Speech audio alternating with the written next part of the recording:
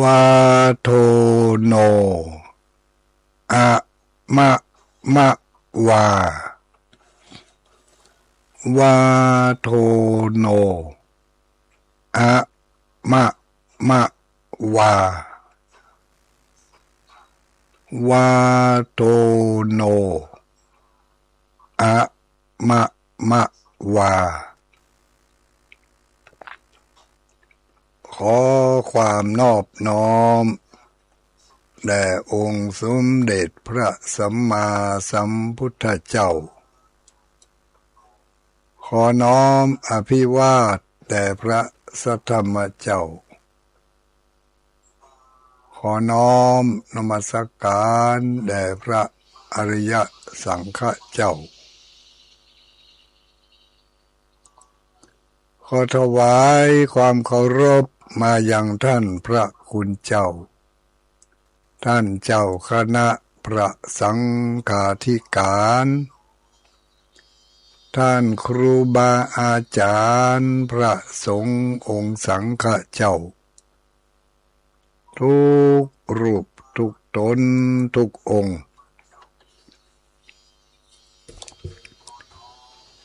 เจริญสุขเจริญพรอรุณสวัสดิ์มายังอุบาสกอุบาสิกาผู้มีบุญทั้งหลายทุกผู้ทุกคนวันนี้วันนี้เรามีบุญได้มีลมหายใจ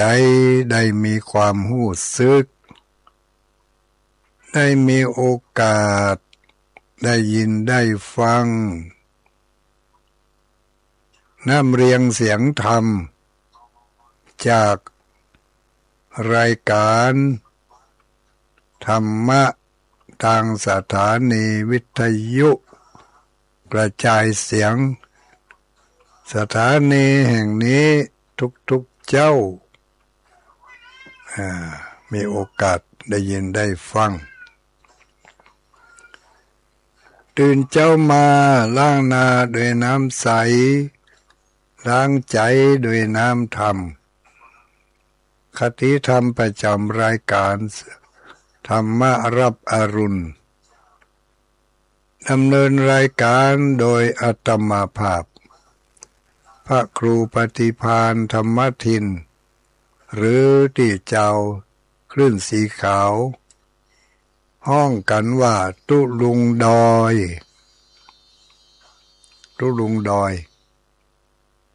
อยู่จำพรรษา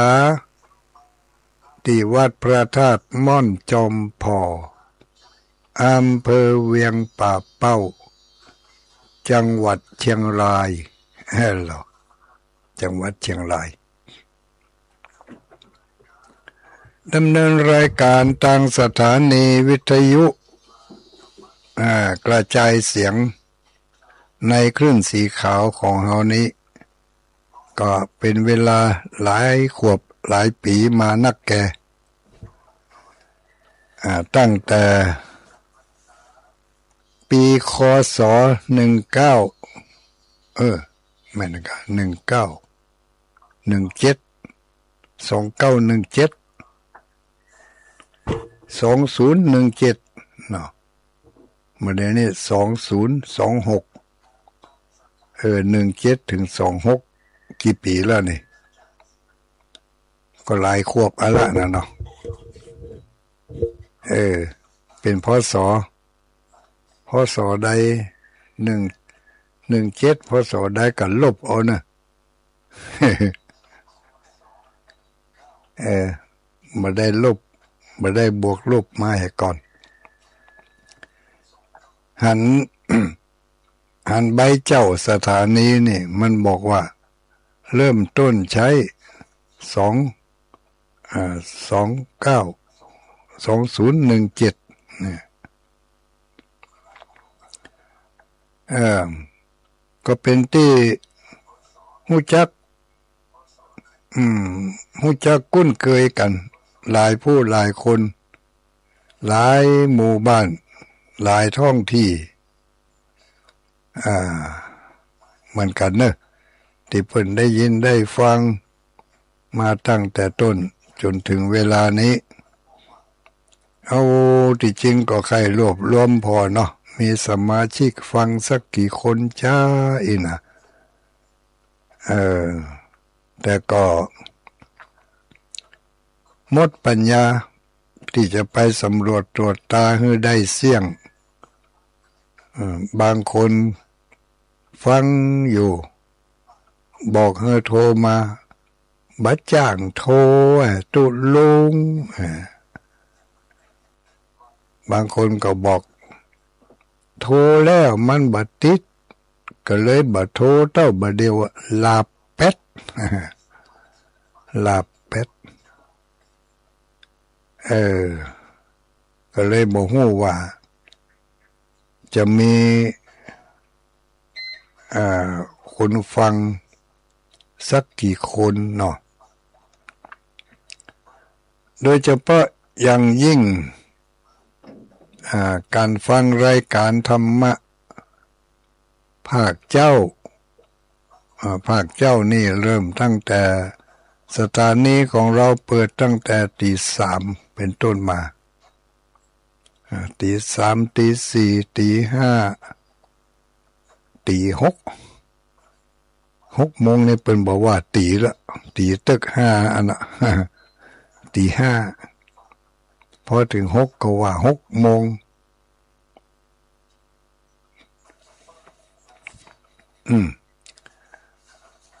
สำหรับ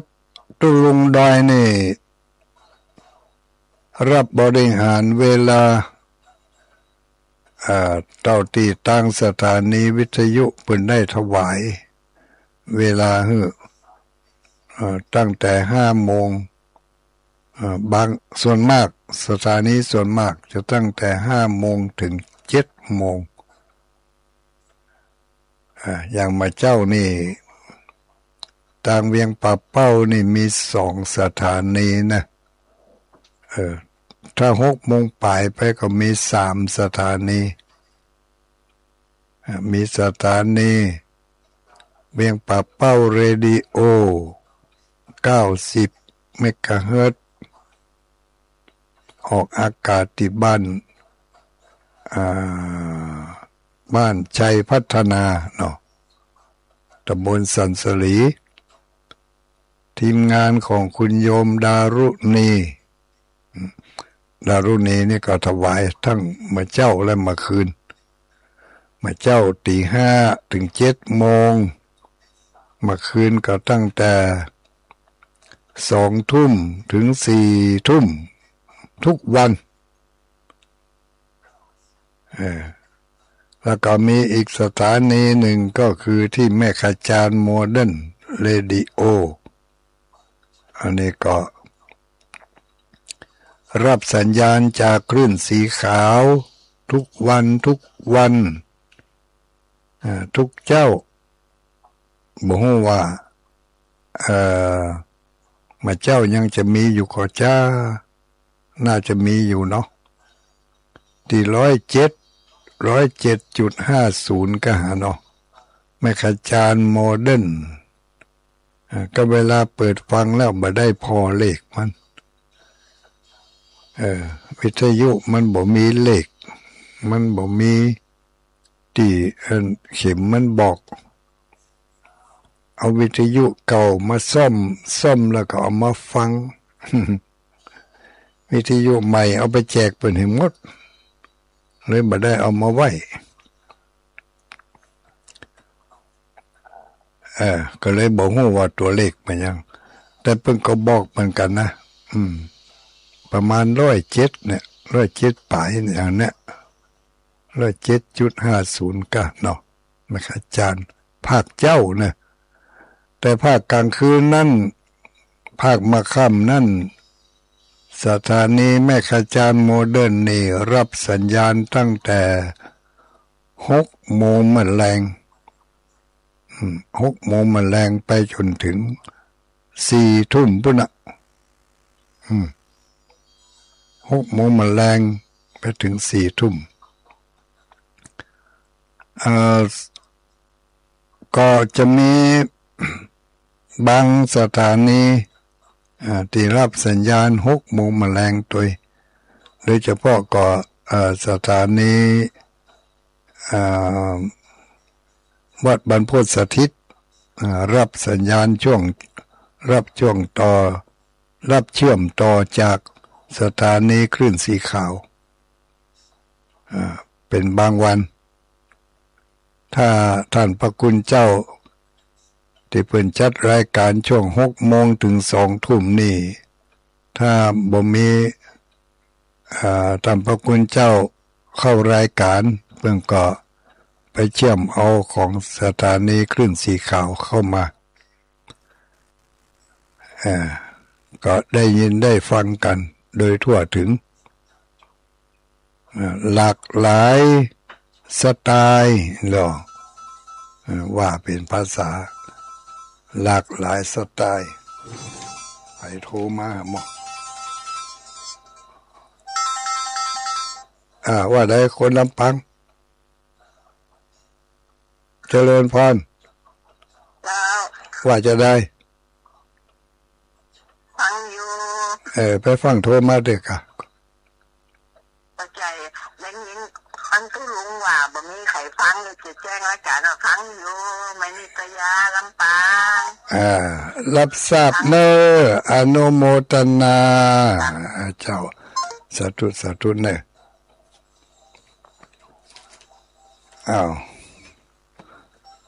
ก็ขออนุโมทนาขอบคุณขอบใจติแจ้งว่ายังมีคนฟังอยู่รู้อีกนะเนาะแต่ก็จะได้ก็ขอแจ้งตอนที่เปิดรับสายเนอะหมู่เฮาทั้งหลายแจ้งตอนที่เปิดรับสายบอกว่าทุกเจ้าตนใดนะตอนที่เปิ้นอยู่นี่ไปฟังโทรเถอะคนอื่นเป็นจะรำคาญ มันพูดเป็นบางเป็นตอนไปฮะตุลงฟังรายการของท่านพระคุณเจ้าทุกตนทุกองค์นะแต่อาจจะบัดโทษอาจจะบัดตลอดรายการแต่เคยฟังสถานีขึ้นสีขาวของเฮานี่แหละถึง2 สถานีเนาะถึงสถานีลำปางวัดบรรพตสถิตถึงแต่ก่อนนี่ก็เป็นของมหาวิทยาลัยสงฆ์นครลำปางก็ฟังตั้งแต่เมื่อมาละถ้าหอดย้ายสถานีไปวัดบรรพตสถิตก็ไปเปิดสถานีธรรมพระคุณเจ้าก็เข้ารายการตามแผนผังตามตารางเวลาที่เปิ่นได้จัดรายการทางสถานีเพราะตุลุงมีแอปของเปิ่นอยู่ถึงแม้ว่าวิทยุท้องถิ่นรับบ่ได้มันบ่ถึงมันยื้อบ่ถึงข้ามดอยมาบ่ได้แต่ก็มีแอปในโทรศัพท์เปิดฟังเป็นเตือถ้าจะเปิดจักยาวไปก็กลัวทานเสี่ยง ขี้ข้านไปสัดแบตเนาะเพราะเขาอาศัยถุงย่ำเขาอาศัยถุงผ้าไปตัวนี่ฟังไปตัวย่างไปตัวเนี่ยการไปตัวมันก็ได้อยู่แต่ก็ยังว่านะฟังไปบางตนบางองค์ไปได้สักกำ2 กำบัดทันเข้าเรื่องเข้าราวเปิ่นโทรเข้ามาหาเห็นแล้วเห็นนะเดี๋ยวก็มานั่นโทรเข้ามาหาไปฟังกำลังจะได้เรื่องได้เล่ากำลังจะปฏิบัติต่อโทรเข้าไปหาธรรมะทุกเจ้าเพิ่นก็หาบโทรศัพท์ก็จักยาวไปเรื่องที่เฮากำลังฟังตั้งอกตั้งใจฟังขาดหายไปเหี่ย ไปฟังที่เพิ่นกันเหี่ยเรื่องนั้นก็เลยหายไปเป็นบ้างเป็นตอนบัดติดต่อกันเพื่อจะมาหำกรรมบ่ใครเข้าเรื่องเข้าราวล่ะมันก็ยังกับนึ่งเข้าแล้วมันไหเข้ามันลึ่งฮู้จักลึ่งเหรอรุ่นเฮานี่ฮู้จักกะเนาะ ให้เข้าลึ่งญาติโยมทั้งหลายถ้าให้เข้ามันลึ่งแล้วเนี่ยนะเขาเอามานึ่งทำไมก็ลองคิดใจพอเด้อ คงจะเกยเหมือนกันนะเอามานึ่งทำไมอันที่มันสุกแล้วก็ล้านล้อแล่ไปเฮกะที่มันบะสุกมันก็กำลังจะสุกไงให้เข้ามันลึ่งที่ให้เข้ามันลึ่งเพราะว่าไฟมันดับ ไฟมันดับกลางตางเนาะหลัวมันเสียงไฟมันดับให้เข้าบัดตันสุกเนี่ยกำลังไอขึ้นอ่อยเนี่ยถ้าเกิดไฟดับคำนั้นนี่ก็ยังว่านะลึ่งไปให้แล้วอันนี้ก็เหมือนกันการฟังเทศน์ฟังธรรมเนี่ยเขาเปิดโอกาสให้เปิ้นได้ฟังเขาจะไปฟังกวนเตื้อบัดใจตั้งใจจะกวนธรรมญาติโยมทั้งหลายเนี่ยที่เรียกว่าหู้เท่าไม่ถึงการคือเขาอาจจะฟังพ่องบอกฟังพ่องเขาอาจจะฟังเอาม่วนเขาอาจจะฟังเอาแต่เสียงนี่แหละเนาะเอาแต่ลีลาแต่มีคนแถมจำพวกหนึ่งเปิ้นฟังเอาอรรถรสฟังเอาเนื้อหาของธรรมะเนื้อหาของเรื่องที่เป็นจะเป็นนะเขาเป็นคนทำให้เปิ้นผิดหวังพลาดโอกาสที่จะได้ฟังสิ่งดีๆนะการยะให้คนอื่นผิดหวังการยะให้คนอื่นพลาดโอกาสเป็นบาปเนอะเป็นบาปนั่นมันจะไปยะให้เฮาผิดหวังและพลาดโอกาสในการทำงานในการทำให้ใส่สวนในการกล้าการขายในการเจรจาต่อรองในการลงทุนลงหอนบ่ได้ดังใจปรารถนาลงทุน10 บาทหวังจะได้กำไร20 บาทนาดลงทุน10 บาทขายได้5 บาทอันเนี้ยขาดตึงทุนหมดตึงกำไรไปบ่พอดนแจ้งดนด่าดนต่อว่าต่อขานแถมเนี่ยเข้าของสมบัติสูญเสียไปยังบ่พอทำให้ใจเสียไปแถมทำให้อารมณ์บูดไปแถมได้กำไรตั้งปีนไปเหี่ยที่กำไรตั้งปีนนี้คือได้ความทุกข์ได้ความลำบากได้ความผิดหวังเสียใจแทนกำไรที่เขาจะได้ดีเพราะเคยไปทำให้คนอื่นพลาดโอกาสผิดหวังนะหมู่ทั้งหลายระมัดระวังหน่อยการให้ทำให้คนอื่นพลาดโอกาสนี่แหละมันจะทำให้เขาเป็นคนพลาดโอกาสอันนี้บ่ได้แจ้งไผแต่อู้ความจริงตามกฎของกรรมให้ฟังเพื่อจะได้เข้าใจผู้ที่ฟังอยู่ก็ตั้งใจฟังฟังแล้วก็ให้เข้าใจในเจตนาที่อู้ออกไปบ่ได้มาแจ้งมาด่าบ่ได้มาตำหนิติเตียนในทางชั่วร้าย อู้ความจริงวิถีวงจรของกรรมเนาะกรรมก็คือการกระทำถ้าเราทำดีความดีนั่นก็จะส่งเสริมเฮาให้อยู่รอดปลอดภัยให้เฮามีสติมีปัญญาให้เฮามีพลังมีอำนาจมีวาสนาเกิดจากการฟังด้วยความตั้งอกตั้งใจอย่างเนี้ย เออแล้วก็จะทำให้มีบริวารมีมิตรแก้วสหายมิตรแก้วสหายนี่กำเมืองถ้าภาษาบาเดียวนี่เขาเรียกว่ามีกัลยาณมิตรอิโลภาษาใหม่กัลยาณมิตรภาษาหมักเก่าบ้านเขาก็มิตรแก้วสหายนั่นนะอย่างที่ว่ายินดียิ่งแล้วแขกแก้วมาเยือนแขกแก้วกับมิตรแก้วสหายคำแหมซ้ำมิตรแก้วสหายคำมาเยี่ยมมาเยือนการมีมิตรมีสหายนี่ก็คือถ้าเป็นเพื่อนที่ดีนี่ก็คอยตักเตือนเพื่อนผู้ที่หลงผิดหลงพลาดผู้ที่บ่เข้าใจผู้ที่กำลังจะเดินทางไปสู่ความเสื่อมถ้าเขาเป็นกัลยาณมิตรต่อกันเขาก็ตักเตือนกันบอกกันมีความหวังดีต่อกันกลัวว่าจะตกล่มตกจม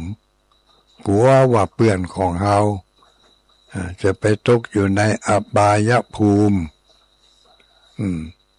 อันนี้ก็พระคุณเจ้าทุกรูปทุกตนทุกองค์อย่างตุลุงอย่างท่านพระคุณเจ้าพระครูท่านครูบาท่านครูบาอย่างก็วรรณชัยเนาะกันครับโทรศัพท์ปุ๊บโยมปิดวิทยุก่อนปิดวิทยุก่อนเขบิดวิทยุทิกๆโยมถ้าเปิดรับสายนะให้ฟังแต่ในโทรศัพท์นี่จะไปเปิดวิทยุก็เน้นกันเพื่อจะให้หมู่เฮาทั้งหลายได้เนื้อแท้แก่นแท้แล้วก็ได้มีความเข้าใจแท้ด้วยถ้าบัจะอ่านอินดูเจ้าของสถานีเจ้าของเวลาเปิ้นเจ้าของสถานีเปิ้นถวายเวลาฮื้อนี่ถ้าคิดเป็นชั่วโมงนี่มันหลายปันนะญาติโยมทั้งหลายที่เปิ้นถวายมาเนี่ยหมู่เฮาทั้งหลายได้ฟังนี่เสียงกี่บาทเนี่ยบ่ได้เสียงสักบาทก็ด้วยความปรารถนาดีของเจ้าของสถานีถวายเวลาตะกี้ได้อู้ถึงสถานีแม่ขจารย์โมเดิร์นมาเจ้าเพิ่นฮับที่107เพิ่นมี2สถานีมาเจ้าฮับที่107มาคืนมาแรงฮับที่94.50มาแรงนี่จะมีทุกเจ้าหลายตนหลายองค์ในอำเภอเวียงป่าเป้านี่จัดรายการอยู่ก็ออกมาทางคลื่นสีขาวของเฮานี่แหละบางวันก็จะออกมาทางลำปางโดยพ่องถ้าท่านพระคุณเจ้าที่ลำปางติดธุระติดการติดงานเวลา6 โมงถึง2 ทุ่มนี่ช่วงนี้ถ้าเกิดว่าตนใดติดการติดงานทางสถานีบรรพตสถิตก็สัญญาณจากคลื่นสีขาวนี่ไปออกอากาศถึงหมู่เฮาทั้งหลายได้ยินได้ฟังถ้าพระคุณเจ้าก็มีหลายรูปหลายตนหลายองค์นะญาติโยมทั้งหลายวันที่20เนี่ยเขาจะได้ไปหันละว่าทำพระคุณเจ้ารูปใดมีชื่ออันหยังจะอยู่ในแผ่นป้ายใหญ่ๆลุงได้ทำแผ่นป้ายรูปพร้อมกับชื่อเรียงลำดับหมายเลขตั้งแต่เลขที่1ถึงเลขที่37ก็หาเนาะมีหมดบางตนบ่ได้จัดรายการแต่อยู่เบื้องหลังการสนับสนุนมีหลายท่านพระคุณเจ้าท่านทั้งหลายไปอ่านดูแล้วอาจจะบ่เคยได้ยินทางสถานีวิทยุแต่หันชื่อ หันหูปหันชื่อติดอยู่ในแผ่นป้ายอันนั้นแหละผู้สนับสนุนเบื้องหลังบ่มีชื่อบ่มีเสียงบ่มีได้มาออกอากาศให้ฟังแต่เพิ่นเป็นฝ่ายบริหารทางด้านเทคนิคพ่องทางด้านอุปถัมภ์พ่องอย่างเนี้ยแล้วก็มีแผ่นใหญ่แล้วก็ไปบ่พอมีแผ่นน้อยคือตัวถ้าพอหั่นมันบ่ชัดเจนดีจำบ่ได้เมินเพราะว่ามันมีเวลาได้ไปยืนพอเมินก็เอาแผ่นน้อยมาพอที่บ้านก็ได้แผ่นน้อยนั่นก็บ่ใช่น้อยธรรมดานะปุ่นแมะเม็ดปุ่นเกือบจะความยาวมันเกือบจะเม็ดนะเกือบจะเม็ดจะได้เอาหื้อท่านทั้งหลายได้ไปพอไปกอยว่าทุเจ้าตนใดหน้าตาเป็นอย่างใดจัดรายการเมื่อเจ้าได้ยินกะชื่อบ่เคยหันหน้าบางตนนี่จัดตั้งแต่ตี 3บางตนก็จัดตั้งแต่6 โมงอย่างตุลุงดอยนี่ที่จริงวันนี้เป็นคิวของท่านอาจารย์ท่านอาจารย์ท่านพระมหาลืมชื่อคเวสโกเนาะฉายาเปิ้นแต่ว่าคงจะติดภารกิจอันใดอันหนึ่งตุลุงก็เปิดสถานีเพราะว่าตุลุงจัดที่สถานี 99.75 คนฟ้าเดียวกันที่เวียงป่าเป้านี่ถวายเวลาเมื่อเจ้า6 โมงถึง 7 โมงทุกวันก็จะพยายามที่จะอยู่ไปทำไปเท่าที่เนี่ยได้ทำได้ก็จะไปลืมกันแล้วกันเนอะหมู่เฮาทั้งหลายเมื่อกิจกรรมทางพระพุทธศาสนากิจกรรมการหล่อเทียนพรรษามาจุจอดฮอดถึงตึงตันแก่หมู่เฮาทั้งหลายแล้วโอกาสเช่นนี้มีบ่นักปีละครั้งปีละหนเฮาทุกผู้ทุกคนที่พอจะไปกันได้เมื่อไปแล้วปิกมามันบ่เป็นอันตรายต่อสุขภาพร่างกายของตัวเองก็พยายามไปร่วมกิจกรรมกับเพิ่นจะไกลจะใกล้อาจจะเสี่ยงสตางค์พ่องแต่ก็เพื่อความเชื่อมสัมพันธไมตรีเพื่อเป็นกำลังใจแก่พระสงฆ์องค์สังฆเจ้าที่เป็นจัดรายการอันนี้เป็นประโยชน์ของผู้อื่นเพื่อเชื่อมสัมพันธ์กับหมู่เดียวกันเจ้าหมู่เจ้าจุมเดียวกันเนาะได้ไปพบปะสังสรรค์อู้จาสนทนากันแล้วก็จะได้บุญได้ความอิ่มอกอิ่มใจบุญส่วนใหญ่ๆที่จะได้รับนั่นที่ได้รับแน่นอนนั่นน่ะก็อย่างที่เคยบอกเคยกล่าวกันเคยอู้ให้กันฟังว่าที่เฮาได้น่ะเฮาได้มาอย่างพ่องที่เฮาได้แน่นอนที่สุดนั่นก็คือเฮาได้ความปราบปลื้มปิติยินดีความปราบปลื้มใจอิ่มอกอิ่มใจม่วนใจนี่เฮาได้แน่นอนนะเมื่อไปถึงหั่นแล้วได้ก่อนที่จะไปหั่นซ้ำเมื่อตั้งอกตั้งใจตกลงปลงใจจะไปแล้วบอกก็มีความกระตือรือร้นม่วนอกม่วนใจเกียมเสบียงเกียมอาหารเกียมอะหยังไปบ่พอสนทนาทักทายไถ่ถามกันจะไปก่อได้ไปก่อคือความปราบปลื้มใจความดีใจนี่เป็นเรียกว่าความดีใจได้จากการสลงโคมควายในเรื่องของการทำบุญ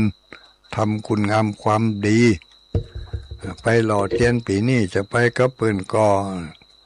ปีนี้เป็นรอที่ลำปางเฮาไปปีนี้ปีหน้าเป็นรอที่ไหนหาเพิ่นก็ไปสนทนากันปุ้นในที่ชุมนุมเฮาหมู่เฮาตั้งหลายเฮาได้ความปราบปลื้มใจดีอกดีใจม่วนใจสบายใจอันนี้เป็นข้อที่หนึ่งเนาะที่เฮาจะพึงได้ข้อที่สอง เฮาได้ชื่อได้เสียงได้เกียรติยศมีคนถามหามีคนทักทายปราศัยมีคนเอิ้นกึดตึงหาหมอนั่นบ่มากะหมอนี่บ่มากะมาแล้วโลมาอยู่ที่ไหนเอาดีอกดีใจที่ได้ปะได้พบกันยกย่องสรรเสริญฮือเกียรติแก่กันวันนั้นหันตัวเองหอมอันนั้นหอมอันนี้มาเดี๋ยวนี้การกระจายการสื่อสารมันกว้างไกลรวดเร็วไปให้ไปหอมมายังที่ไหนก็ฮู้กันหมดเตรียมตัวจะไปลำปางไปรถกี่กันไปรถกันไหนฮู้กันหมดนี่นะอย่างสายวัดพระพุทธบาทอุดมมาเดี๋ยวนี้ได้ยินข่าวมานะรถตู้กันที่3นี่ขาดไป2 คนว่าจะขึ้นแล้วเนี่ยวันนี้ถ้าจะเต็มว่าก็เนาะก็ลองคิดใจพอวัดพระพุทธบาทอุดมเมืองฝางบุญนะเพิ่นจะไปปู้น่ะจะไปอำเภอแม่ม้อบุญน่ะเขตติดต่อกับเมืองแป่บุญเนาะเขตติดต่อกับพม่าจะไปเขตติดต่อกับเมืองแป่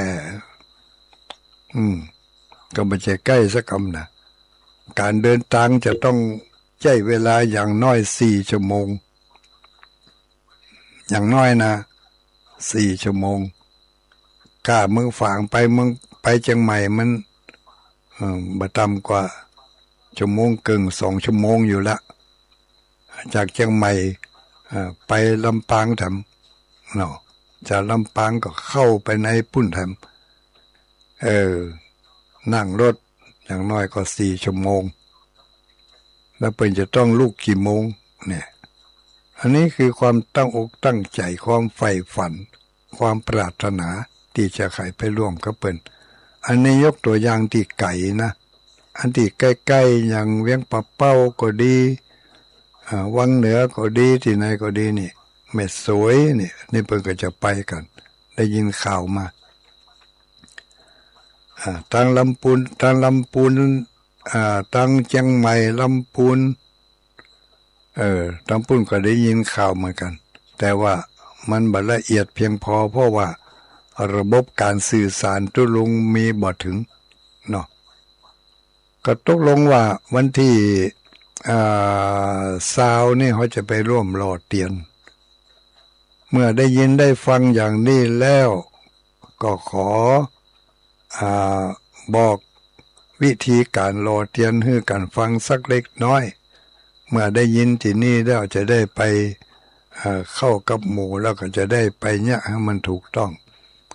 การไปรอเตียนนี่ก็ขอเน้นนักเน้นหนาให้หมู่เฮาทั้งหลายได้ฟังการประชาสัมพันธ์จากฝ่ายบริการทางด้านเสียงที่เพิ่นจะได้ประชาสัมพันธ์บอกกล่าวให้เฮา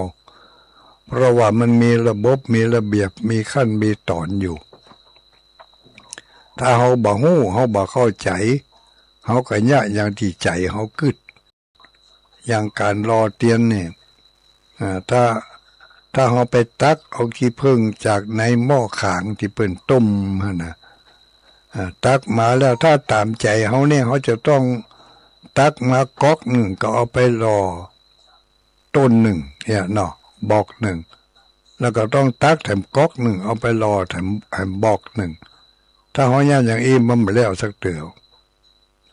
มันนานแล้วแต่มีระเบียบกติกาว่าให้หมู่เฮาทั้งหลายตักก๊อกเดียวเนี่ยตักขึ้นมา1 ก๊อก1 บวย1 จอกเนี่ยแล้วก็เอาก้อยๆหยอดลงไป1 ต้น ยุดไว้ให้น้อยยอดต้นที่สองยอดต้นที่สามยอดต้นที่สี่ก๊อกเดียวเนี่ยคือได้ครบทุกต้น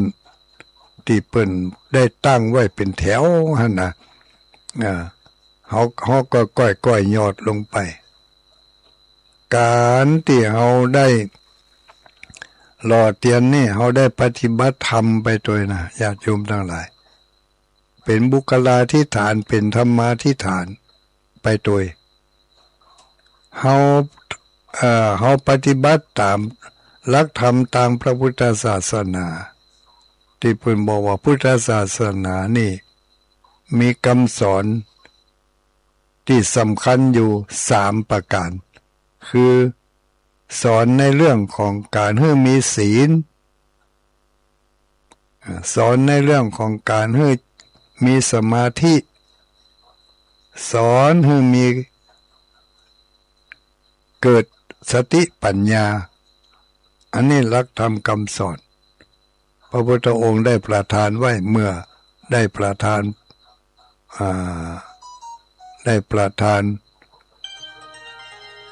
พระโอวาทเนาะในการประชุมสงฆ์คือ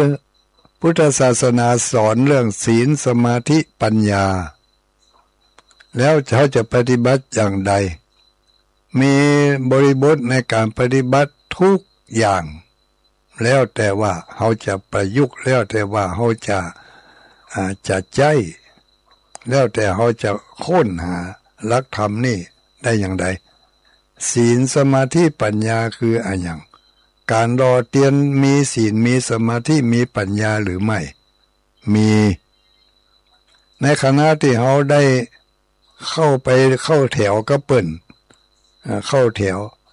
แล้วก็จะไปกำเอาก๊อกเอาน้ำบวยในขณะที่เขาเข้าแถวนั่นแหละเขามีศีลละศีลคือความเป็นระเบียบเรียบร้อยปฏิบัติตามกฎกติกาอันนี้คือศีลส่วนสมาธิก็ต่อเนื่องจากศีลนั่นแหละคือความตั้งอกตั้งใจ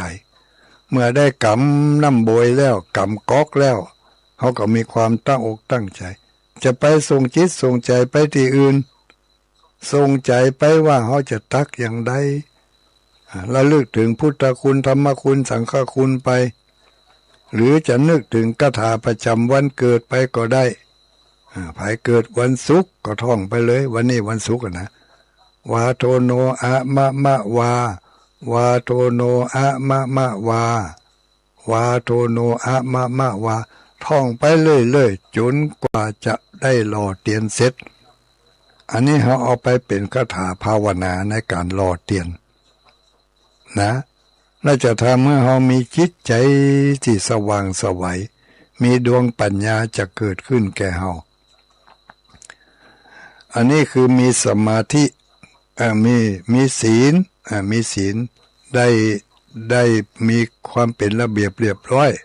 บ่แซงคิวบ่ลู่กันศีลสมาธิคือความตั้งอกตั้งใจตั้งอกตั้งใจ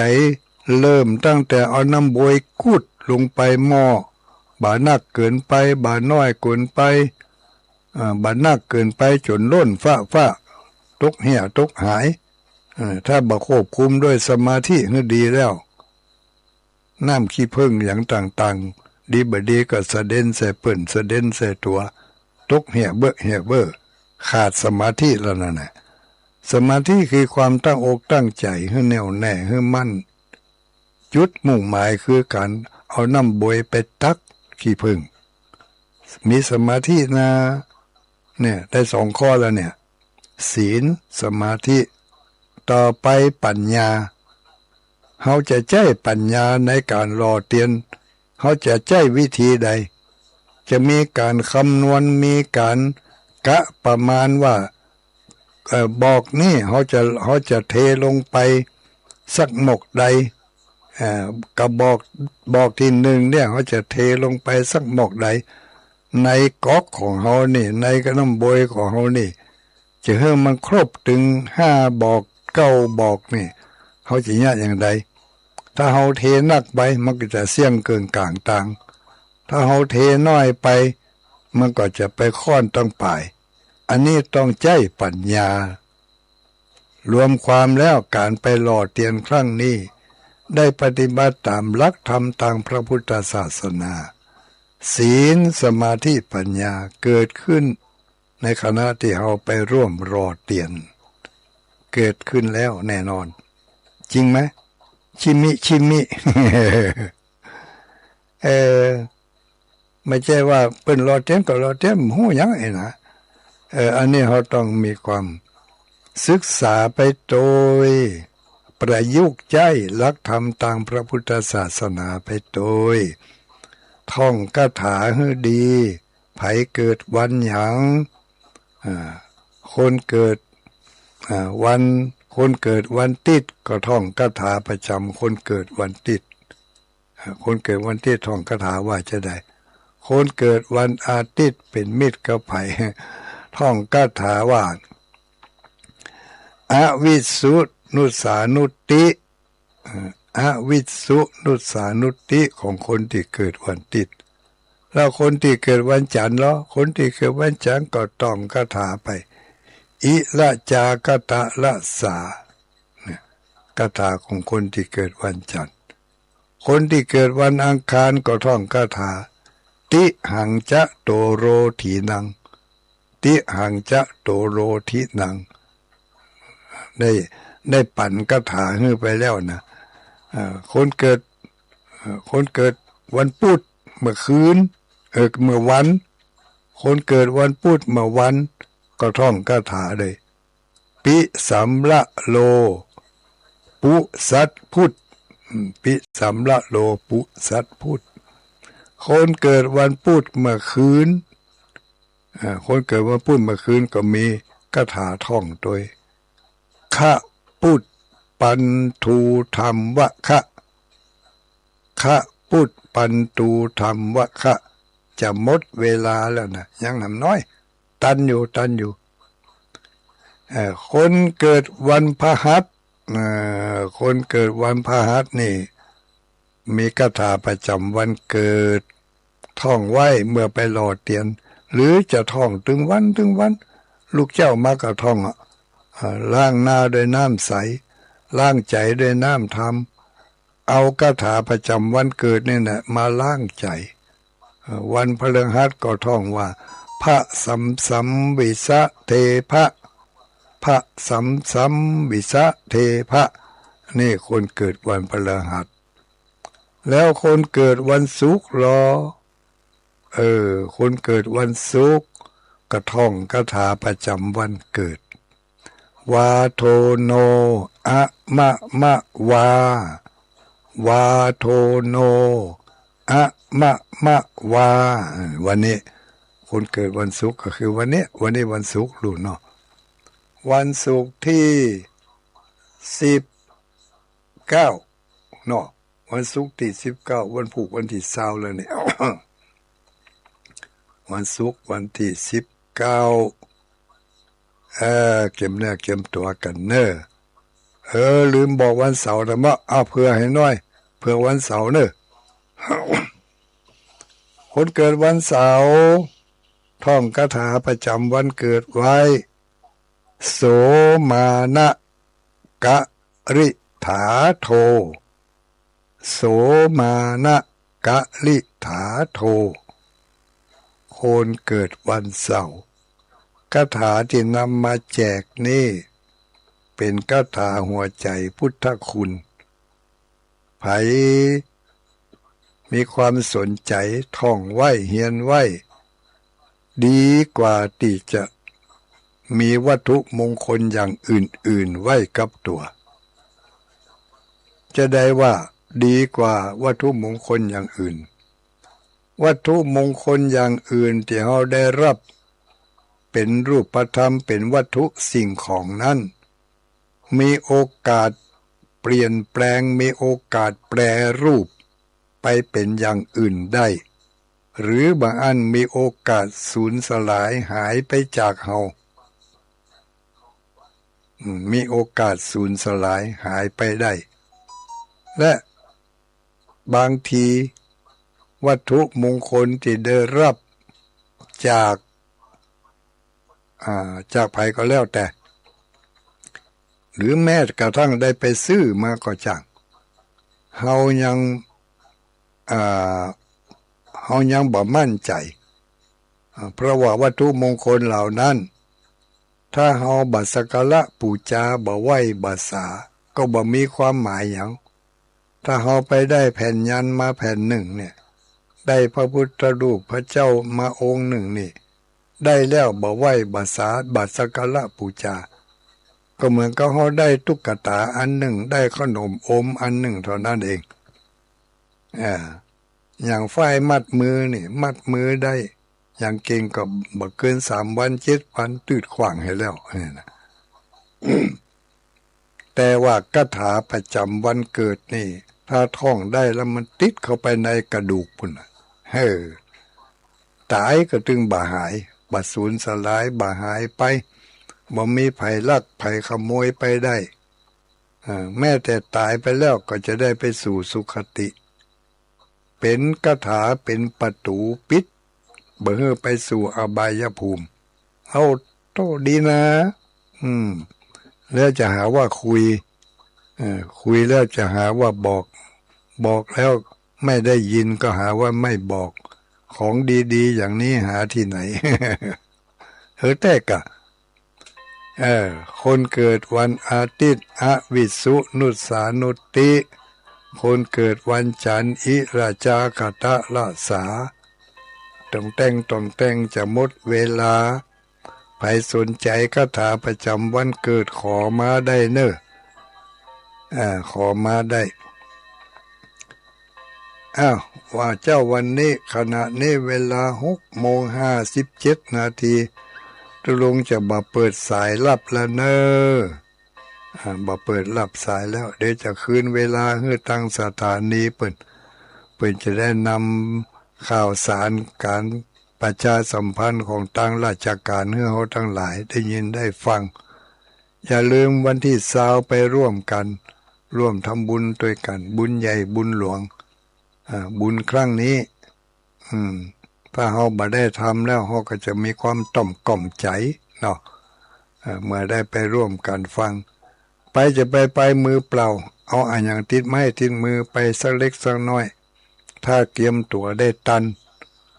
วันนี้วันพรุ่งนี้เข้าพัดน้ำปูจะไปอยู่เนอ เข้าพัดน้ำปูไปอยู่เนอพี่น้องเมืองเงาฟังดูตะกอเนาะไปกินข้าวพัดน้ำปูเนอเมืองเงาใกล้เลยเวียงปะเป้าคนก้าเนี่ยพี่น้องตังเมืองฝางตังวัดพระพุทธบาทอุดมตังห้วยงูในตังปางปอยเขียมตัวกันมาแวะหับตุลุงดอยเนอสำหรับเจ้าวันนี้ก็ขอนำรายการคืนให้กับทางสถานีขออนุโมทนาขอบคุณขอบใจทุกคนทุกท่านขอให้มีความสุขความเจริญยิ่งขึ้นไปจัตตารโอธรรมาวัฏันติอายุวันโนสุขังพลัง